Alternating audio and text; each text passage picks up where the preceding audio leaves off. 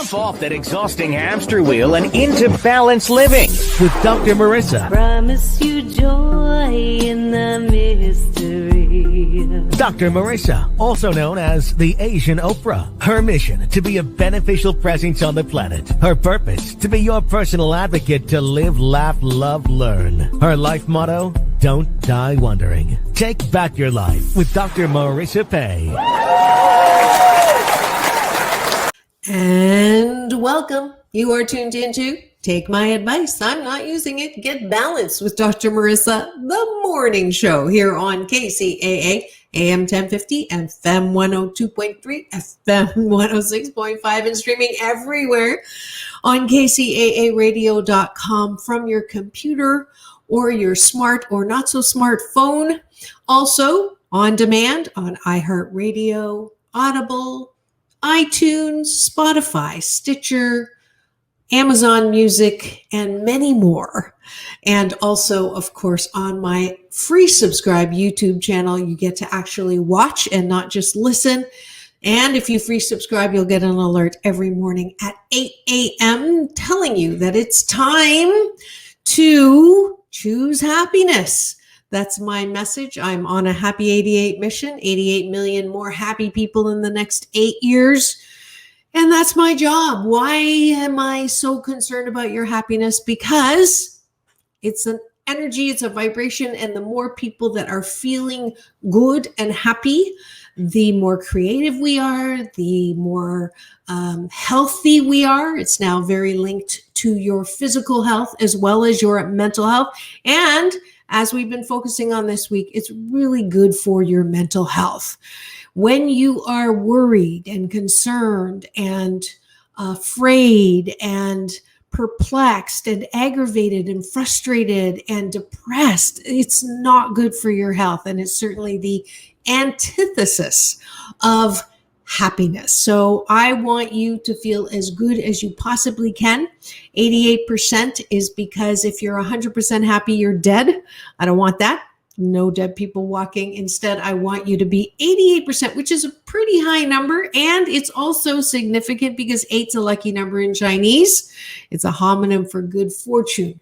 That's why you'll see a lot of 8s in, Wells Fargo knew about the 8, so they made all their checking numbers start with 888. And you'll know that if you are a real estate agent and you are showing around a Chinese family, if you show a house that has no 8s in it, not a good thing. If you have a number of 8s in it, that's even better.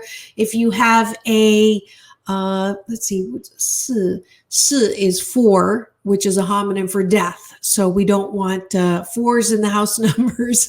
A little bit of a Chinese numerology lesson there. But anyways, I am here as usual, and it's September 1st. Happy September 1st. It's hard to believe. I think time went fast. BC, hashtag BC19, the time before COVID-19, as I'm calling it. But it is also going fast during the pandemic in a weird way. I call it hashtag COVID confusion. What day is it? What month is it? What holiday is it that I'm not celebrating in the regular way? So if you're feeling that way, it's okay. It's totally normal. Time is passing though. So my shtick is you don't get your days back. So let's make every single day the best it can be, because there's no do-overs. So it was kind of funny. I was looking up what significance, September 1st is. There's, Grandmother's Day, Father's Day, Mother's Day, Donut Day. And September 1st, believe it or not, says National Chicken Boy Day. And then in a colon, National No Rhyme Nor Reason Day. So it's just, of course it is. Of course, when I'm feeling a little bit not unstable, but a little perpluxed. That's my new word. Of course, it's National No Rhyme or Reason Day. Very interesting. National Chicken Boy Day. It honors the birthday of an interesting statue in California. Chicken Boy stands 22 feet tall and holds a bucket of chicken. The fiberglass statue of the boy with the chicken head can be seen along Route 66. He's named after the former 1960s Chicken Boy restaurant, also known as the Statue of Liberty of Los Angeles. He joins other notable food characters such as Big Boy and Ronald McDonald. The iconic statue remains in place at the restaurant until the owner died in 1984. At that time, the Chicken Boy was given to Los Angeles art director Amy Inoue. For a time, the statue remained cooped up, in storage. However, over 20 years later, Chicken Boy flew the coop. He now graces the property of Inoue's design firm. So, yeah, in 2010, California Governor Arnold Schwarzenegger recognized the famous Chicken Boy statue along the U.S. Route 66 with the Governor's Historic Preservation Award. Of course he did. I'll be back. Sorry, couldn't resist. Anyway, so happy National Chicken Boy Day, which actually has more significance than I thought it did.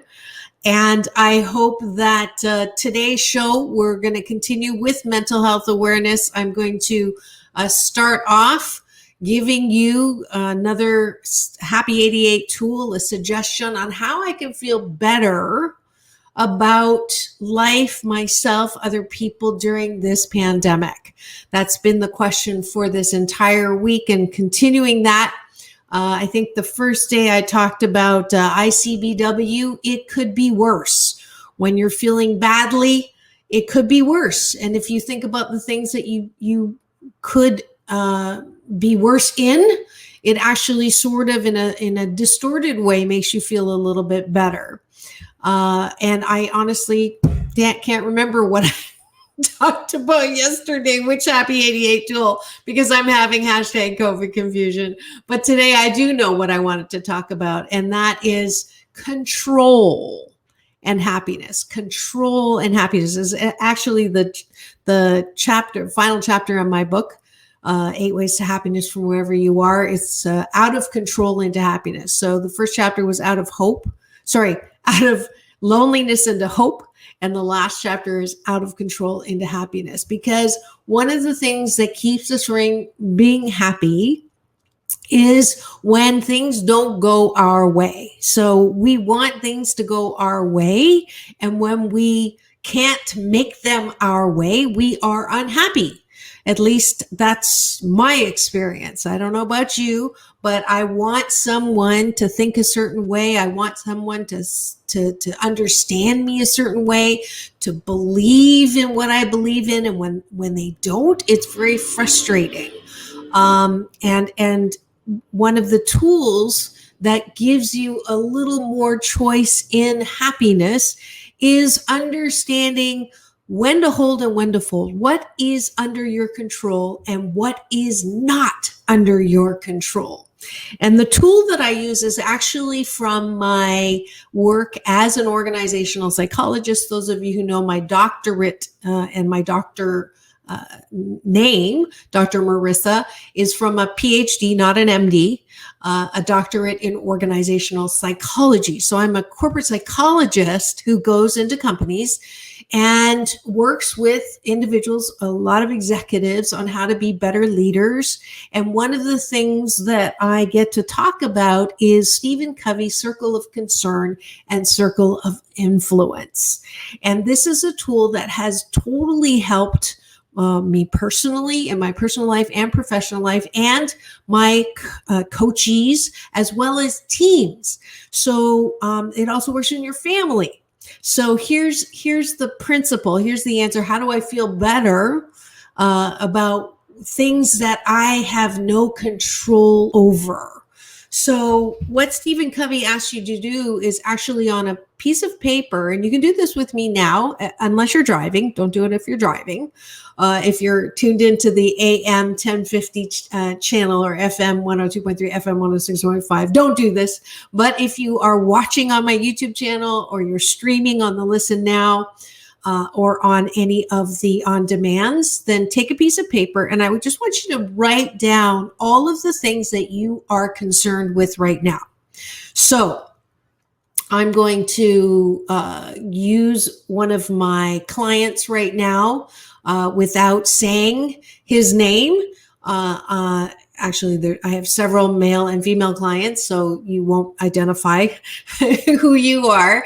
I do life balance coaching on the side for anybody who wants to have a little bit more happiness.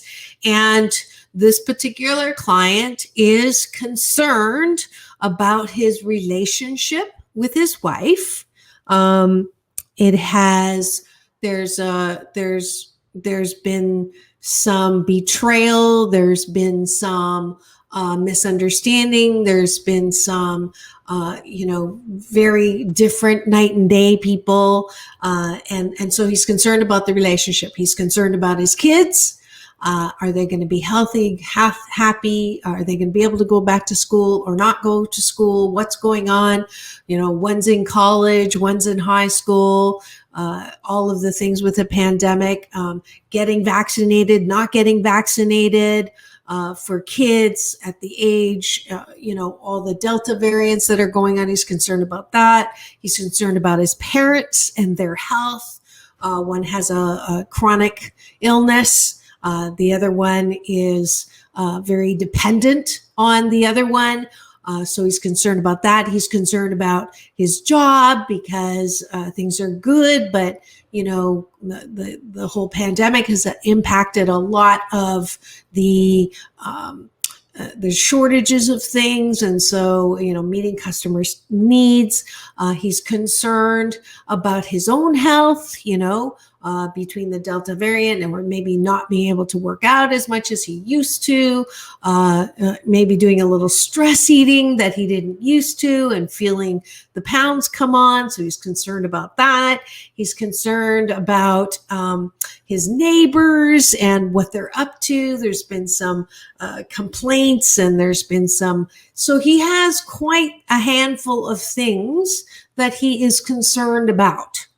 So does this sound familiar to anybody? You can add your own list of all the things that you're concerned about and take a breath. Don't jump off the cliff yet. So those are all the things that I have concerns about or my client has concerns about. So if you're feeling like, oh yeah, that I can relate to all of those, that's normal, right? We all have concerns. We all have things that we are worried about. But by the way, worry is not a paying job. And there's a Native American saying that says, worry is like a prayer for bad things to happen. So we don't want to do that. We don't want to feel the purposeful worry about things that we have no control over. So once you write that list down, you put a circle around all those things. Anything that's outside of that circle are things that you're not concerned about. So if you're not into sports, you really don't care about football or what the teams are. If you're not into movies, you don't really care about the Oscars or anything like that. So you have actual things that you're concerned about and things outside of your circle of concern. So let's focus on what's inside the circle. Inside that circle, you have control over what? So let's go back to my client's list. Does he have control over the relationship that he has with his wife? And yes and no, you don't have full total control over what your partner is thinking or feeling or desiring or asking for. That is not possible. You have not 100% control. Now, a lot of people fall into a trap called codependency with their relationships where I can't be happy unless you're happy, thinking that you have control over making that other person happy. And the reality is you do not have that control. You can stand on your head, you can jump up and down, you can buy flowers, you can not buy flowers, you can do everything right and still not necessarily guarantee anybody else's happiness. That's why I keep talking about everybody taking responsibility for their own happiness. That way, we're not falling into those relationship pit holes. So you have some, if you are constantly nagging You are controlling the unhappiness maybe in your relationship. If you're constantly cheating, you're going to definitely impact the quality of your relationship. So some things in a relationship you can control, and some things you can't. Same with your parents' relationships. Your parents' health. Some things you can control and some things you can't. Mostly when it comes to relationships with other people, you have a little bit of control, but mostly not. It's that 88%, probably no control, 12%, maybe a little influence. But what happens and how we make ourselves unhappy and crazy and affect our own mental health is that we try to control 88% of what we cannot control. We try to bend over backwards to make things or people understand what the right answer is. And that is not the right answer. Your right answer may not be their right answer. And we're seeing it right now everywhere. If you don't agree with me, then you're wrong. And I fall into that too. But I really believe it's so important for everyone to get vaccinated for health. And I'm getting a lot of bashing for that BS belief system that I hold strongly because I base it on my research and medical science. Yesterday's show as case in point. But I have to, I can be miserable every day if I focus on all of the people that are against that. It will drive me crazy, but I cannot control their decisions. I can only do what I believe is right for me. I use my platform in the way that I believe is the best. And then I have to accept the consequences of that. But I can't control what other people are thinking and saying. And the more I can back off of that and say, I have no control over that, the happier I am.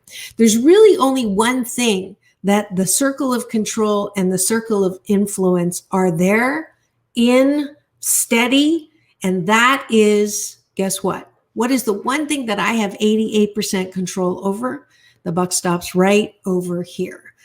I can control what I focus on, what I'm looking at, what I choose to talk about, what I choose to read, what I choose to debate about. I hate debating. There's no point because I'm not interested in your converting me to what you think because I'm good with what I think and vice versa.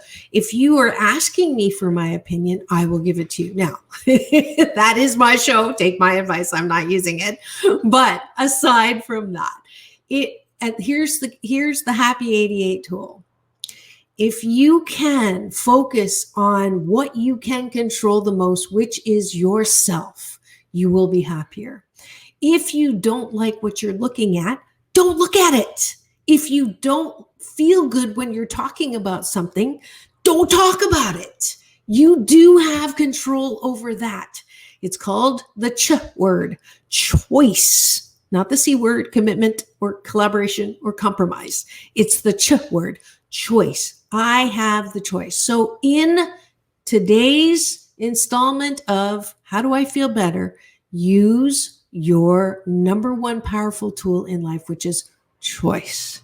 You can help your own mental health by not choosing to focus on those things that you cannot change. Does that make sense?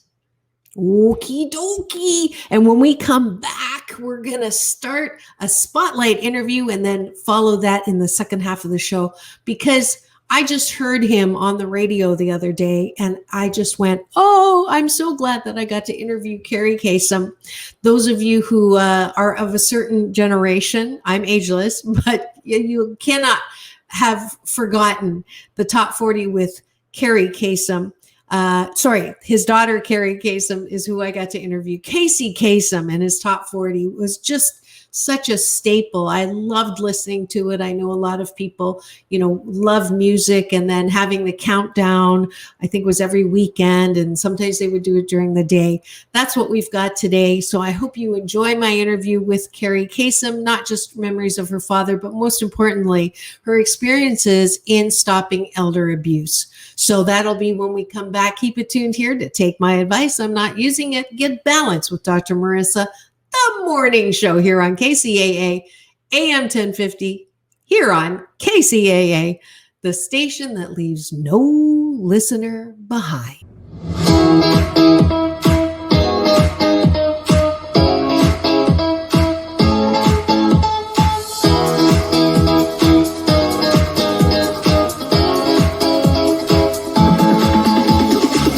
Take back your life with Dr. Marissa Pay.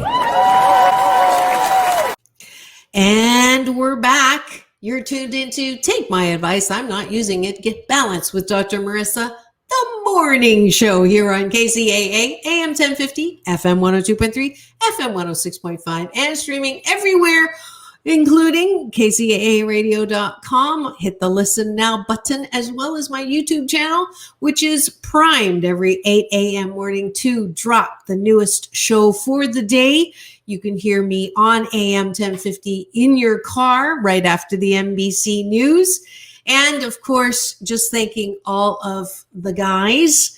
It happens to be guys that are all making sure that I am live, I'm in your ear, and I'm spreading and trying to get you to drink some of my rose-colored Kool-Aid for being more happy, 88% happy. So thank you to Rick in the Morning, Mark Westwood, my station manager, Fred Lundgren, my station owner, Mike Lundgren, who does the back end, and all the guys at the station in the Inland Empire, making us the number one talk news station there. And I'm so grateful. And I'm going to start this segment. We're going to break. And as promised, I'm bringing you my spotlight interview today with Kerri Kasem, the daughter of the legendary Casey Kasem's Top 40. Enjoy. I'm so honored to have today's guest with me. Kerri Kasem is a multimedia personality, producer, and writer who has anchored numerous music, talk, and entertainment programs for both radio and television. Kerri is the daughter of the late radio host and icon Casey Kasem. Since 1997, Kerri has followed in her father's footsteps, hosting many radio and TV programs, including MTV, E! Network, Fox, and 6 years with 97.1 FM Talk in LA. Kasem was co-host of the international syndicated Sixth Sense and Nikki Sixx for 4 years, but left the show to fight for her father and to lobby for the Visitation Bill AB 2034 in California, a vision which in less than 6 months has seen legislation in 4 other states. She founded the Kasem Cares Foundation to establish and fight for the rights to have visitation and reasonable access to an ailing parent, especially when under the care and control of an uncooperative spouse or sibling. She's been on The View, People Magazine, CNN, Good Morning America, NBC, and more. Please welcome to my studio, Kerri Kasem. Aw, thank you. Thank you. Thank you for coming. Absolutely. And I wanted to start by talking about your famous father. Sure. So he was the number one radio recognized name with the top 10 with Casey Kasem, or the top 40 music, started in 1970. Yes. Yeah. So your memories of his going through this were what?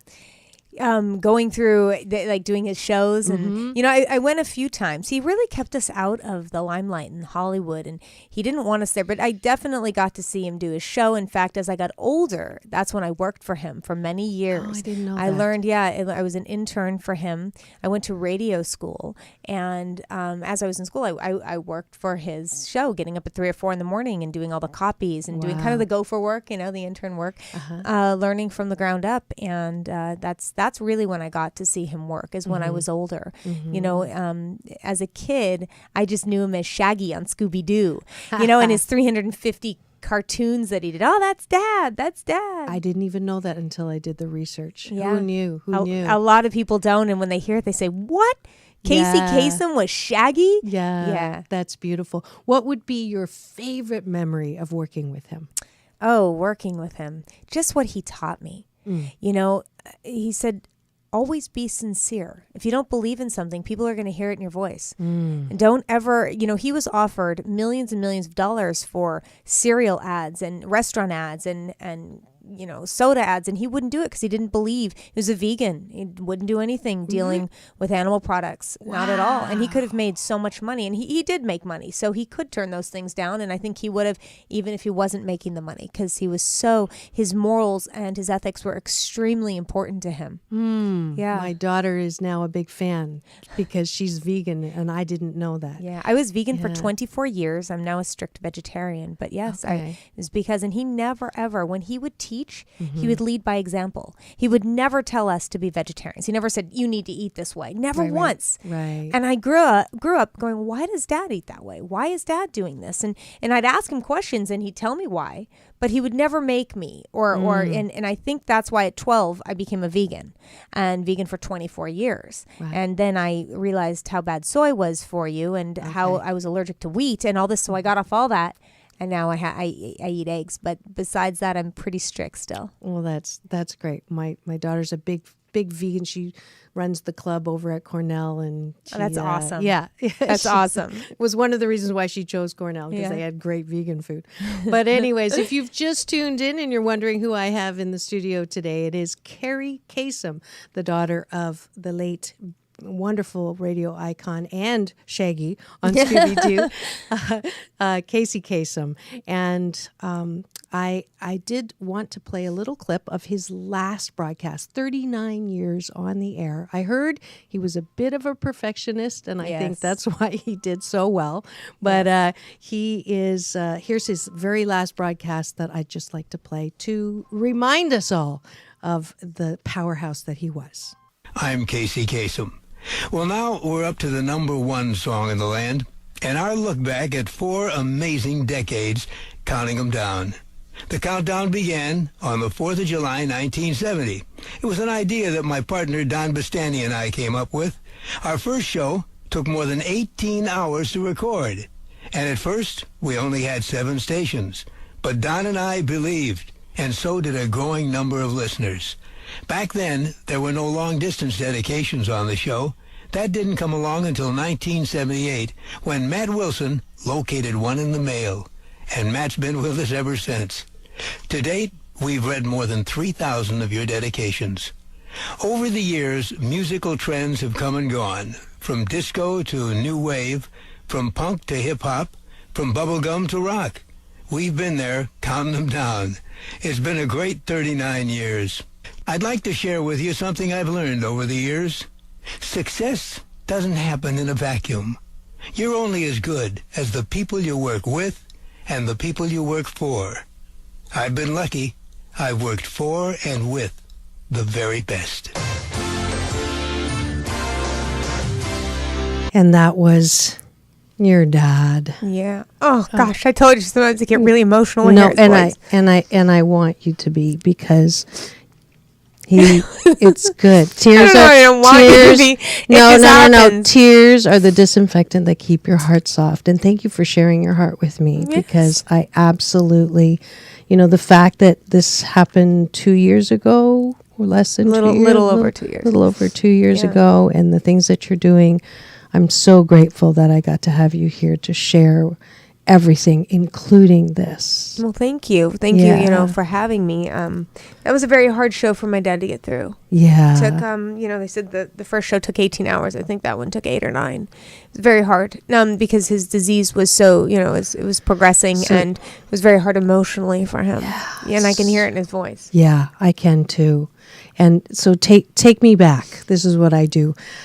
Take me back as if I was there, and just share with me what was going on, how, obviously, I know that you were, the three of you were the like the bright spots in his life and how close he was and how great of a dad he was. He was incredible, and he was, he's the reason I am who I am today with work ethic. I have, morals, and I'm a good person, I think, because of him. Right. I'm a fighter because of him. I am who I am today because of my dad. Yeah. And I think all three of us are. We all are, we at a very young age, we were working because my dad didn't give us everything, and thank God for that. At the time we're like, come on, Dad, you have money, what's going on? And of course he would help us we were in school, and he would help here and there and what we needed, but if it was anything more, it was like, get a job. Right. If you want to really believe in yourself and you want self-esteem, get a job. If you want to really, like, when you buy your own things, you will care for them. If I get them for you, you won't. Absolutely. Esteem with esteemable acts. Yes. Yeah. So and he taught was you dead that. on. That's why we all work so hard, Right. and that's why we all are very self-sufficient. That's yeah. To a brother and a sister, and yes. Are you the baby? No, I'm the oldest. You're the oldest. Everybody thinks I'm the baby. Well, that's because you must use oil of Olay. Botox and fillers. Oh, yeah. Oh, I'll tell you everything I've done to my face. Okay, Yeah. we'll talk about that after. Later. But I do. I have a show. It's called Ageless and Healthy. It's starting again in January. But I talk about everything. 'Cause instead of surgery, you can do all these things that my dad was the same way. He loved health and looking good, and yeah, I think I got that from him too. There you go. There you go. And he divorced your mom when you were My how mom old? divorced him. Your mom divorced him. My dad would have stayed with my mom. Oh, Yeah, okay. he was that kind of guy. Yeah. And how old were you? 7. 7. Yeah. So, did you understand the why or how yeah, was very it? much so, which is crazy. Being at 7, I completely Okay. understood. Is that, everybody's phone's going off right now. this is the phone show. Yeah. So sorry about that one. That was mine. That was my white mom. So okay, so you were 7 and you understood what happened. Well, I understood because it wasn't a happy relationship, and a lot of fighting, a lot of yelling, and I remember when they said they were getting divorced, literally thinking, oh gosh, things are going to get better. Right.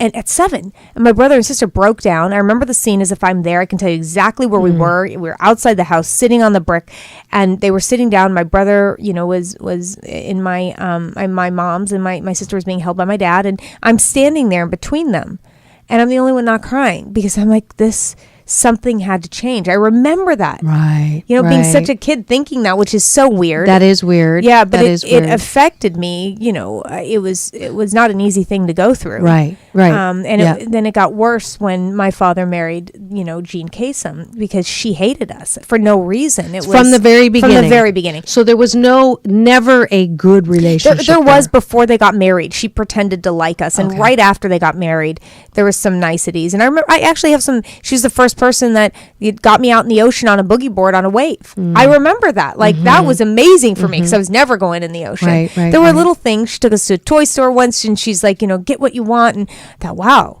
my dad's never even done that. It's like, what? Get what we want? Right. Okay. And I remember there were some fun things, and then all of a sudden it was just like, at the wedding, well, I wasn't there. She when they decided to get married, she made it very, very clear that this was her family now. That you're not coming to the wedding, that you're not part of this family. She made it very clear. And I think that's a decision my father regretted by going along with it. Because there were other kids there. There were flower girls there. Everybody brought their kids, but we weren't there. Wow. Yeah, and after that, I mean, it just got worse and worse and worse, and just we didn't understand why Jean hated us so much as little kids. We couldn't get it and understand it, and it was very hard. I bet. It was very hard. He had 50 custody or we were there visitation? the weekends, and my mom on the weekdays, and it wasn't every other. It was every weekend we were with him. Okay. And so, and there was a time in my life when I wasn't doing well in school. I think it was 3rd grade, and 2nd or 3rd grade, and he came, even though he was at the height of his career. He came every single day to make sure I turned my homework in, to make sure he was there on recess, making sure. I mean, he was a really hands-on parent. Okay. And called us every day. Yeah. Even through our adulthood. He was on the phone or left us messages every day. And to then we'll go back 3 years ago, to be told you'll never see your dad again, just because of spite, for no other reason. We weren't, my dad always told us, hey, I have a trust for you. And that was it. We didn't discuss money. We didn't care. We were all self-sufficient. We didn't care about money, but she made it into money. Oh, why do you want to see your dad? Like, why? What are you talking about? He's at our house every weekend, sometimes, twice a week. We can see him when we want. Right. We call him on the phone. She ripped his phone lines out. She fired the staff. And then she isolated him completely, not just from us kids, but from all of his friends, from his own brother, from everyone who wanted to get a hold of him. And they were calling us, panicking. This was 3 years ago? A little over 3 years ago. So he was 80 years old at the time? He died at 82. So yeah, he was. So 79. Yeah, and we had a picture with him on his birthday, April 27th, little party we gave him. Okay. And a few months later, that's when she said, you'll never see him again. Okay, go back a little. When was the Parkinson's diagnosis? In 2007. So how old was he then? So that was 70 something. He was in his 70s. My mom has Parkinson's. Yeah. She's 83. So when I saw but if it was Parkinson's, he'd still be alive today. It was Lewy body dementia that they finally, and they could have had both, but Parkinson's and Lewy body mimic each other. Okay. So you really can't, in the beginning, you really don't know, because there's the shaking, but then the dementia really kicked in. And you can have Parkinson's with dementia. This was it was a different kind of dementia. But one thing that he never had, he never didn't know who we were. Okay. Always knew who we were. Okay. He would just have the hallucinations about other things, but he knew who was there always. Okay. And that's what made it so painful, because we know that he knew that we weren't coming to visit, and being told that we didn't want to, and being told that we're not calling. He had a phone in his room. Everybody in that house, there have been people who've contacted the police or contacted me who've said exactly what went on. She left a phone in his room and didn't connect it, and he couldn't get out of bed, and he thought, nobody's calling me.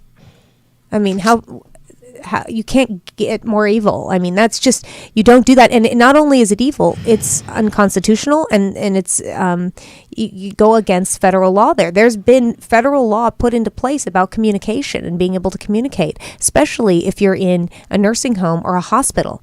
So if people are going through this right now, and they have a loved one that's in a nursing home or hospitals, a public residence, not a private, they can take the federal law, and you can find it. You can just find me at Kerri at kasemcares.org. Ask me for it. I'll send it to you. You walk in there and tell them, if you don't let me see my loved one who wants to see me, I will sue you. And they a lot of times they don't even know there's a federal law, the nursing home. Mine didn't. The nursing home didn't. And immediately, once they realized it was law, they let me see my dad. So whether it's under guardianship, a spouse, whatever it may be, if that person wants to see you and they're in a public public residence, not a private, you have every right to see that person, and they have every right to see you.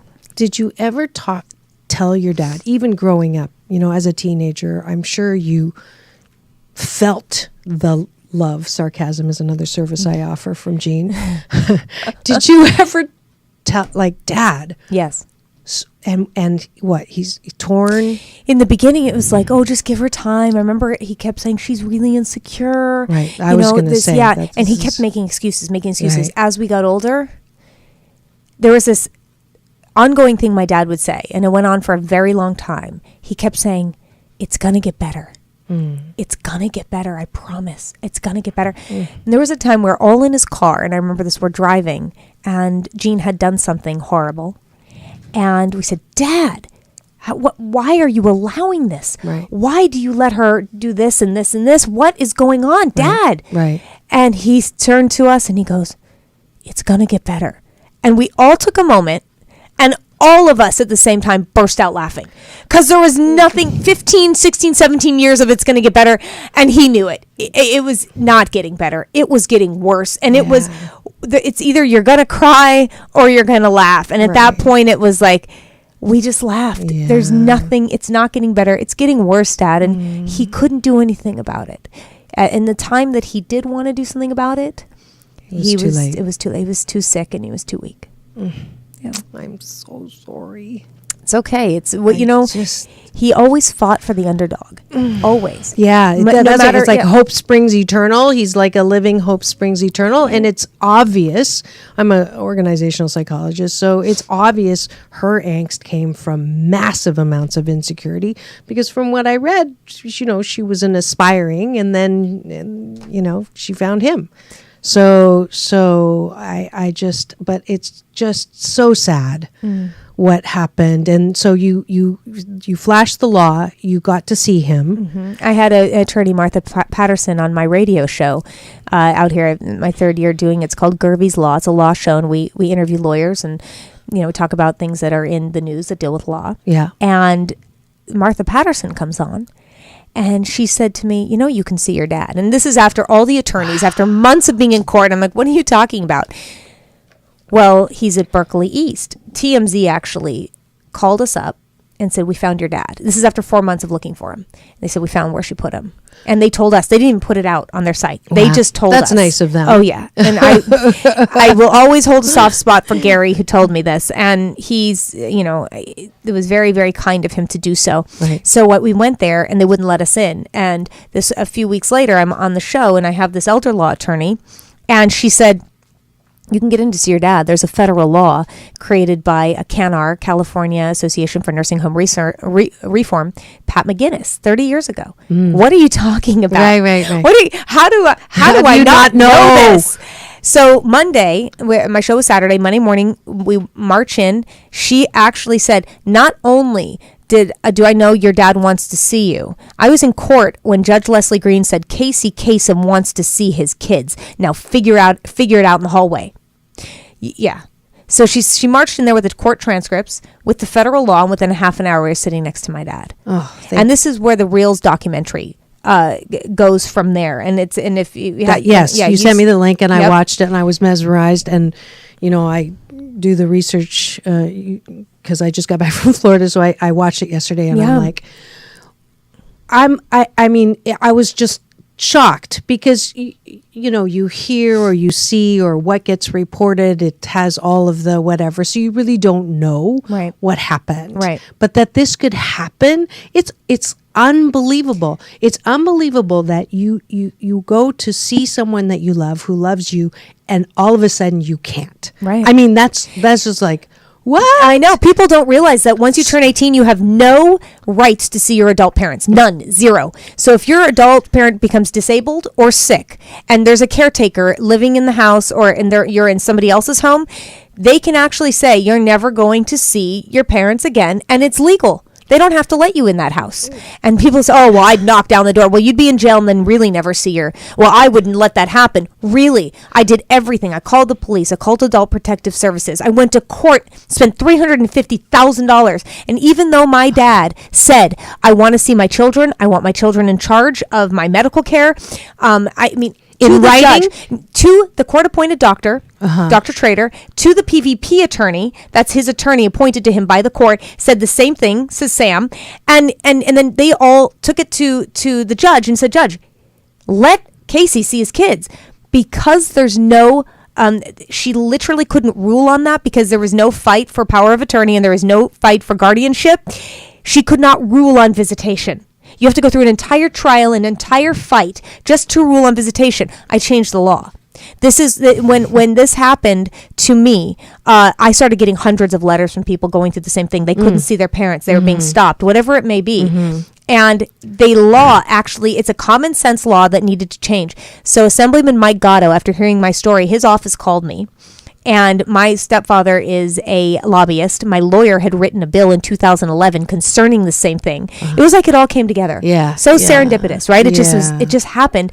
And we all got together, wrote this bill that I've now taken state to state. It's gotten passed in 8 states, including California. Yay! Yay! Yay! Where's my applause? Where's my applause? I know. There we go. And then right now it's in 13 other states, going through the legislatures right now. So I'll be lobbying like crazy this next year.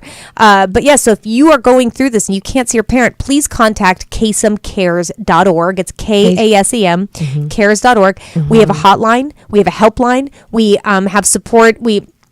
I go out and I speak all over the country concerning this. So glad that this all happened. And I'm telling you, 'cause even I in really- death, my dad is in me. There's that spark. Right. So I'm mixed. Okay, so I'm super grateful that this horrific thing has resulted in something so powerfully needed. You win, hands down, Dr. Marissa's Beneficial Presence on the Planet Award. You are my poster child example of someone who takes what's happened to them, alchemizes the pain, and comes out and turns all of that into something that's going to benefit and help others around the planet. And I honor you for that. And then at the same time, my heart breaks wide open because I can't even imagine what it's like to sort of have this happen a little late so that you couldn't spend that time in the last years when he wanted you and you couldn't be there. And that's tough. Oh, now it's my turn for a handhold. Tough because my dad is on the other side from lymphoma, and watching him for 8 months, it was, but I was there. I got to be there with him, and you didn't. And I'm sorry. Thank you. I'm really sorry for that. Thank you. Wasn't that amazing? I'm grateful too that my guests become friends, and she's just an amazing woman doing amazing things. I love people who take pain in life, realize that pain in life is mandatory, suffering is optional, and then use their limelight to create a spotlight on things like elder abuse. So she took her experiences, she didn't hide them, but she used it as a platform to begin to remedy something that could be better in life. And that's what we're all here for. That's why we are chiseled. That's why we have pain in life, so that we understand all the pain in life that I've had. I have no regrets about, because I know it makes me a fuller person. And I do know when I say I get your pain, it's not exactly the same, but I have an idea. I really do. And that's how we connect. And that's how we become humankind. Emphasis on the kind. If you'd like to watch the entire interview with Kerri Kasem, please do free subscribe on my YouTube channel. We're at the end of the show. I am going to give an Asian Oprah giveaway today, because this is spotlighting mental health this week, because I want you to feel better. The first person, actually, let's do the first 8 people that go to drmarissa.life and put in 8 Ways to Happiness, get a free copy of my audiobook that I actually narrate of 8 Ways to Happiness from wherever you are. And the best thing is, if you do buy a copy, part proceeds go to Habitat for Humanity and to my nonprofit. If you'd like to support my work, please go to 8 Ways to Happiness on PayPal. And this is no longer my birthday month. It's September 1st, but there's always, if you enjoy what I'm doing, if you resonate with what I'm saying, and you'd like to support me in this work as I begin to travel again, then I would love the donation there. Also, if you have no money right now, but you're still shopping at Amazon, good. I want you to go to Smile Amazon and the nonprofit list. Go to 8 Ways to Happiness. Every time you buy something on Amazon, Smile Amazon gives 8 Ways to Happiness a little bit of funds. So that's another way to support my work. And the nonprofit is for kids, teens, and young adults who have temporarily forgotten their birthright to happiness. And right now, we are really working double time to try to bring more hope and happiness all over the world. So thank you for supporting my mission. Thank you for continuing to tune in. Come back tomorrow morning at 8 for another installation of positivity with Take My Advice, I'm Not Using It, Get Balance with Dr. Marissa, the morning show here on KCAA, the station that leaves no listener behind. And remember, it's all about balance. Peace in, peace out, world peace through inner peace. Dr. Marissa reporting live from my living room, reminding you to have the best day ever.